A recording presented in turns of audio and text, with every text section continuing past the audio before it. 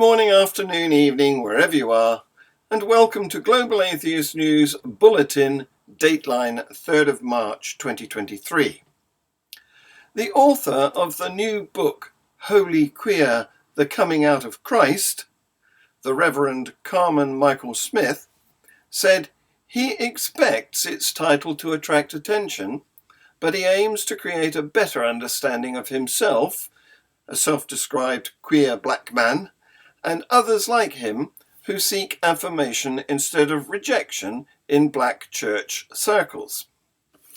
The God that we serve doesn't only bless one and let everybody else sit by and wonder why, he said in opening remarks for the event co-hosted with Pride in the Pews, an organization that supports black LGBTQ Christians. And that same inclusive spirit is what we are seeking to have within the black church and the black community. In his critique of the black church, its congregations and its denominations, Smith said in interview that he hopes to link the story of Jesus leaving his tomb to a form of resurrection for both the black community and the LGBTQ people in it who are often talked to and talked about, but rarely listened to. I want to put flesh on the experience of what it's like to grow up in the black church and be a part of this community that is marginalized and is a minority within a minority.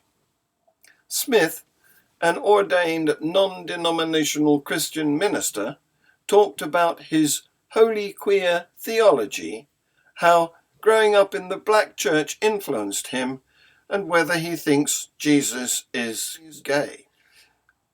New York City Mayor Eric Adams casually dismissed one of the USA's founding constitutional principles on Tuesday morning, telling those gathered for his annual interfaith breakfast that he can't separate his Christian beliefs from his public duties.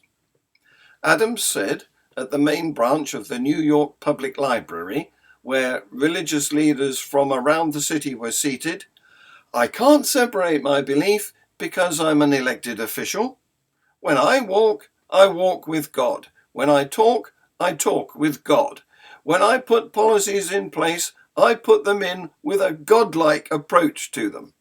That's who I am," he said.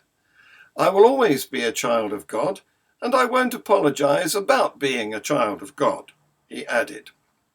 In this respect, he agrees with Representative Lauren Boebert. See this video.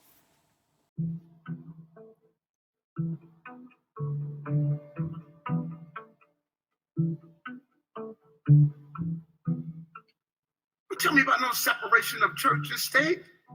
State is the body, church is the heart. You take the heart out of the body dies. I can't separate my belief because I'm an elected official.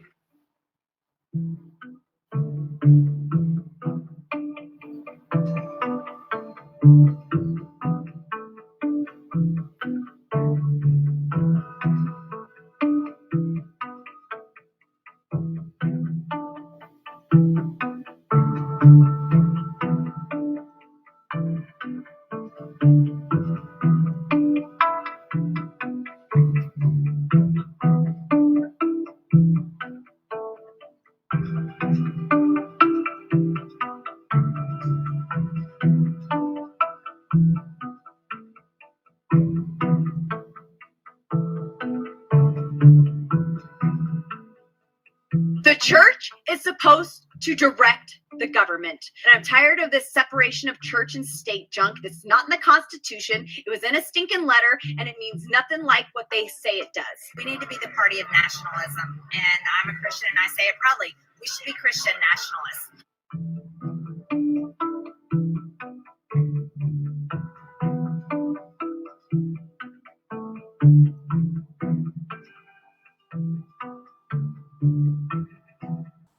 I'm now going to hand over to our Canadian correspondent, D.P. Higgs. Welcome, D.P. Thank you, John. Here in British Columbia, there is a group of 180 pastors calling themselves the West Coast Christian Accord, who are protesting the delivery of sexual orientation and gender identity information in schools, also known as SOGI.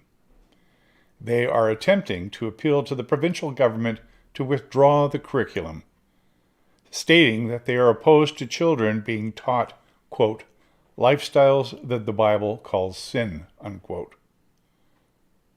One member, Laura Lee Thompson, who is running for a seat on the Burnaby School Board, calls SOGI a form of indoctrination and stated, quote, we will not remain silent as children are brainwashed, unquote.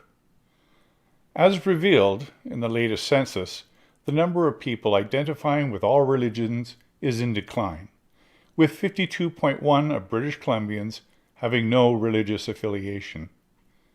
As the Christian piece of the pie chart continues to diminish, it leaves one to wonder if the group is really just concerned about competition in the indoctrination of children. Thank you. Back to you, John. Thank you, DP.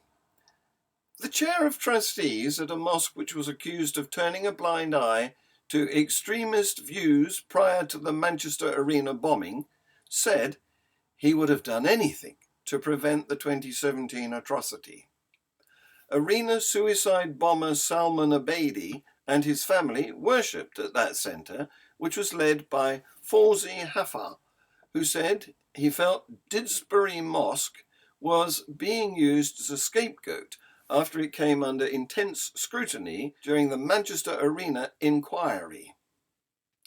Mr. Hafar said the mosque had no room for radicalisation. 22 people were killed and hundreds more injured when Abedi detonated his homemade device at the end of an Ariana Grande concert on the 22nd of May 2017. John Cooper, KC, who represents some of the bereaved families, previously told the inquiry that the mosque had failed to confront extremism in the run-up to 2017 and continues to do so to this day. He said the centre had turned a blind eye to extremist and violent views among parts of his congregation and had adopted a passive attitude towards the dangers of radicalisation. Speaking to a BBC Northwest, Mr. Hafar said, how can people say we have radicalised or are radicalising people? My children could have been at the arena. There were Muslim children at the arena. What Salman Abedi did was evil, and he definitely did not become radicalised by listening to a 10-minute sermon here or joining forces with other so-called terrorists or other radicalised people at this centre. If we had known that Salman Abedi was a radical, if we were told by the security services or warned by the police to please watch out for this person, I would have done anything to prevent what happened. Anything. Thank you for watching this bulletin, which will be compiled into the weekly news report that goes out on Saturday.